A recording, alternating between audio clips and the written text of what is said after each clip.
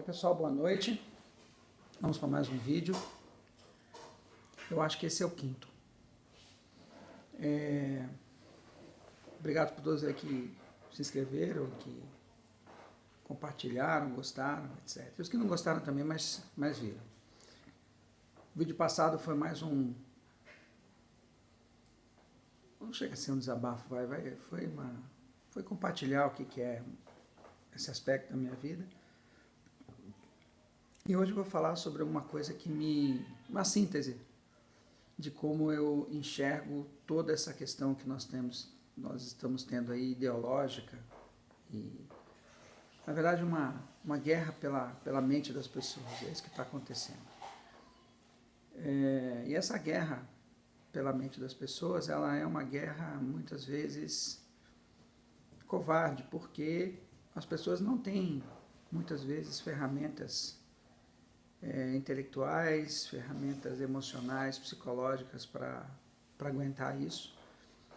O ser humano ele tem uma tendência muito grande a se abraçar a ideologia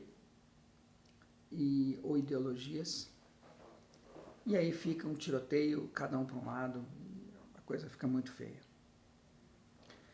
Então vamos lá. O que se entende por sociedade, cultura ou sociedade ocidental é algo que começou a ser costurado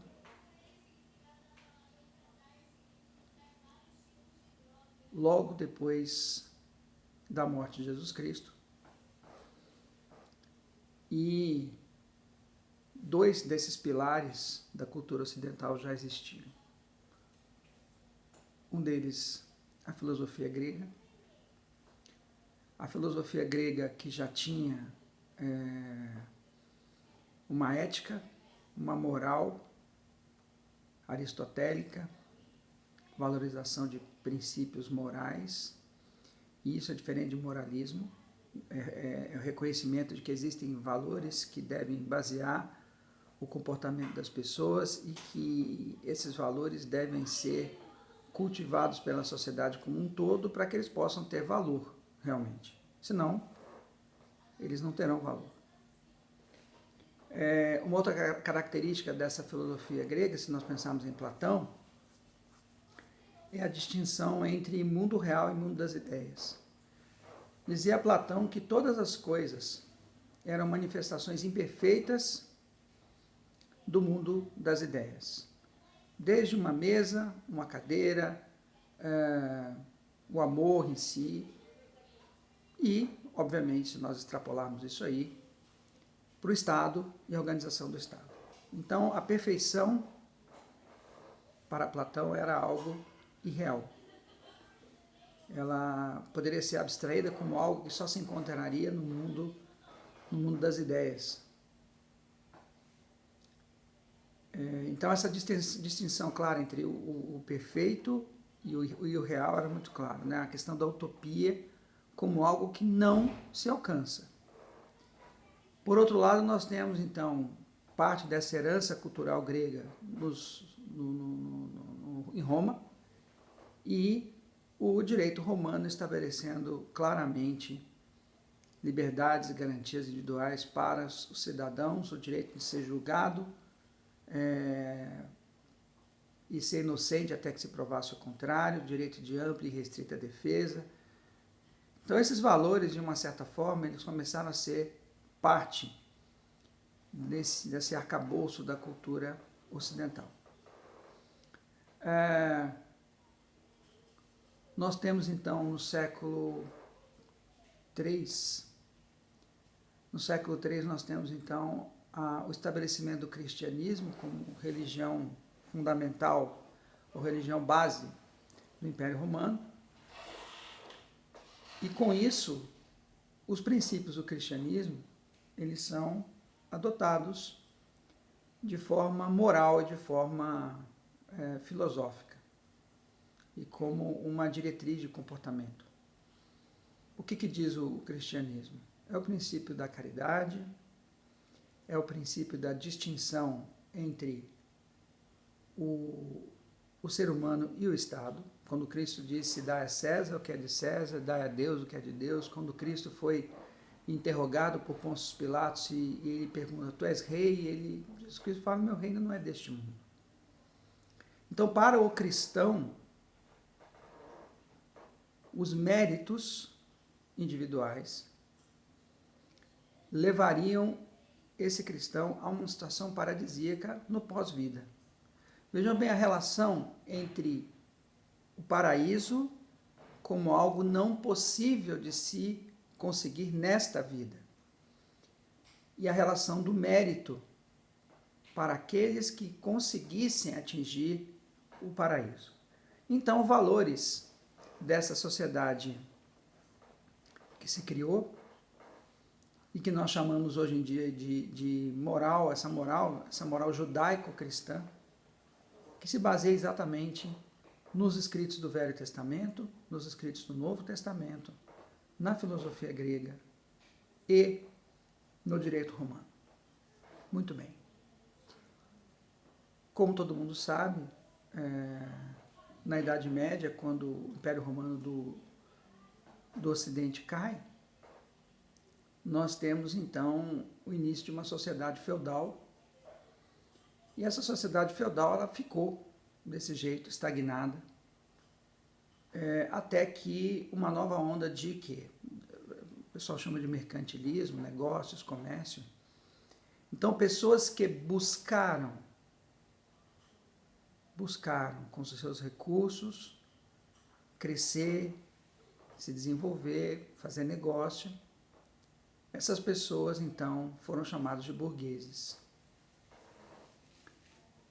Então, o burguês do final da Idade Média, onde o rei ainda não tinha um poder absoluto, ele era esse cara que nasceu, ele nasceu através da busca de sair daquela situação que ele estava por própria iniciativa e negociar e fazer acontecer. Isso colocou em xeque o sistema feudal que veio a cair, o mundo entrou na era absolutista.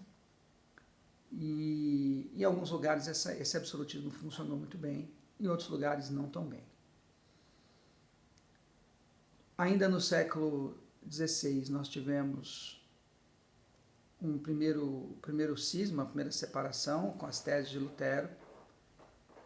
E o norte da Europa ele se deu bem porque, economicamente falando, porque a visão de dinheiro que Lutero, Calvino, os formadores tinham era uma visão de dinheiro seguinte: dinheiro não é pecado se ele for colocado a serviço seu e dos outros. E com isso nós temos os países do norte da Europa, Alemanha, Holanda, Bélgica, se desenvolvendo muito, exatamente por causa do florescimento dessa atividade intensa e circulação de dinheiro, que começou a criar uma onda de riqueza por lá. Então, o que acontece? O capitalismo ele nasceu de maneira natural. Pessoas competindo por meios e bens. E nesse ambiente competitivo, obviamente que sem regulação nenhuma, muitas injustiças foram cometidas. Mas era o que havia na época, que foi o que fez florescer aqui. No século XIX, nós temos então a primeira Revolução Industrial. E realmente as condições de trabalho eram muito ruins. Mas há que se dizer que havia trabalho. As pessoas tinham uma atividade. E nessa época realmente ainda não havia uma preocupação muito grande de regulação dessas condições de trabalho. A coisa era meio feroz mesmo. E o indivíduo, então, um pensador, ele senta e, observando tudo isso, ele vislumbra uma utopia. E ao vislumbrar essa utopia, ele enxerga que para que essa utopia fosse atingida, essa utopia é igualdade social, essa utopia é o paraíso na Terra, o que teria que acontecer? As relações de capital e trabalho, elas teriam que ser rompidas, destruídas, a tal da luta de classes, e que historicamente haveria então uma caminhada rumo ao que ele chama de comunismo. E o comunismo então seria o paraíso na Terra. Todo mundo igual, não haveria mais sofrimento em termos de igualdade social, etc.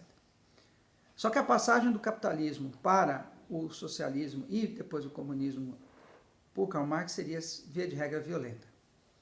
Por quê? Porque a elite burguesa não iria abrir mão da sua hegemonia, de uma situação melhor, de graça. Bom, Karl Marx, não vou nem falar do caráter dele, que era bastante complicado de falar disso, mas nesse momento, todo mundo entendeu que os pilares da sociedade ocidental teriam que ser destruídos, mas eles enxergavam que a destruição da relação econômica, a luta de classes, iria, por sua vez, destruir a arte burguesa, a moral burguesa, tudo que fosse relacionado à burguesia para a implantação de um novo sistema. Porque a igualdade, tudo isso que está falado, igualdade social, direito à propriedade, o direito à propriedade é uma coisa do ser humano, não tem como você mexer com isso. E a igualdade social é algo que é bastante questionável, porque, se você pensar bem, a gente não quer ser igual aos outros, só que a gente quer viver aquilo que a gente quer, que acha que é bom para a gente. Quando nós entramos no século XX, muita gente já estava convencida de que as ideias de Karl Marx eram a salvação, e na Revolução de Outubro de 17, esse regime foi implantado na União Soviética e foi catastrófico. 8 milhões de mortos no Holocausto de Fome na Ucrânia, os expurgos de Stalin. Depois a gente viu isso sendo implantado na China, com mais 70 milhões de mortos.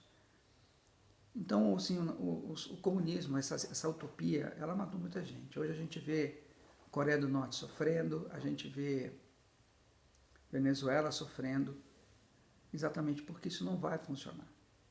Isso do ponto de vista econômico, do ponto de vista político, isso não funciona. Mas, como que uma ideia dessa pode ter se reinventado? Não vou citar muito aqui, mas alguns pensadores, como Gramsci e outros filósofos da escola de Frankfurt, perceberam que, na verdade, para a implantação do comunismo, eu tinha que fazer o inverso. Eu teria que primeiro destruir a moral burguesa, a arte burguesa, a estética burguesa, o pensamento burguês, os pilares, cristianismo, filosofia grega e direito romano, para depois de destruir isso, eu conseguir então implantar isso, a filosofia e a forma de pensar comunista. E é o que nós vemos hoje. Relativização da moral. Por que a moral aristotélica? Não, cada um tem a sua moral. Você pensa do jeito que você quiser. E aí, se a pessoa quiser valorizar coisas que não têm valor, não, é o direito dela. E isso é batido na cabeça das pessoas. Ataque ao cristianismo. Ataque à moral cristã. O tempo todo. Horas eles dizem que Jesus Cristo era comunista e nunca foi, porque se Cristo fosse comunista, na parábola dos talentos, as pessoas não teriam recebido talentos distintos. Se Jesus fosse comunista, na parábola das 10 virgens, não teriam 5 virgens loucas e 5 virgens sábias. Todas seriam loucas, todas seriam sábias, todas receberiam a mesma quantidade de talentos. Horas eles atacam o cristianismo como sendo algo anacrônico, mal interpretado, alguma coisa que não é para os nossos dias. E começam os movimentos. Movimento feminista.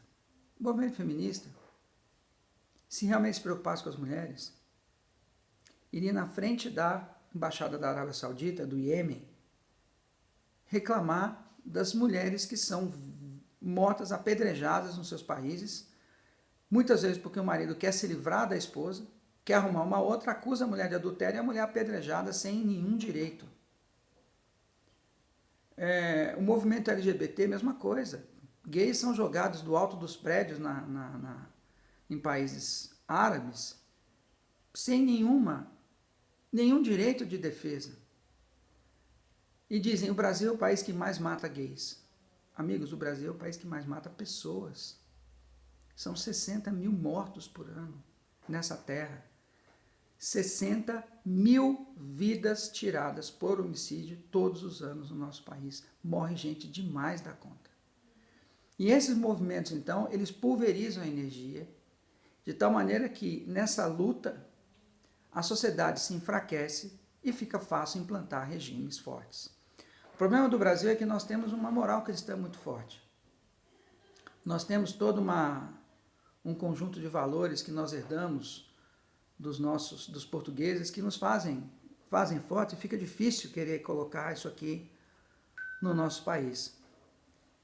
Mas essa luta, ela não vai terminar aqui. As pessoas têm que entender isso. Eles vão tentar e vão tentar sempre. Então, quando você vê muitos países muçulmanos fazendo essas atrocidades, por que eles não são atacados por esses movimentos do marxismo cultural? Pelo seguinte problema, o líder muçulmano, ele não está preocupado com a liberdade individual do cidadão dele, ele está preocupado com que ele viva a Sharia, para que ele possa voltar para Alá. Então, se for um regime comunista que foi implantado lá, não tem problema algum. Porque direitos e liberdades individuais não fazem parte da moral muçulmana. Fazem parte da nossa. E essa coisa de liberdade e direitos individuais que são da nossa moral, da nossa cultura, elas precisam ser destruídas. E eles vão tentar fazer isso o tempo inteiro, através dos mais diferentes movimentos. Finalmente, uma visão. O que caracteriza a moral, e principalmente a moral cristã, é o livre-arbítrio.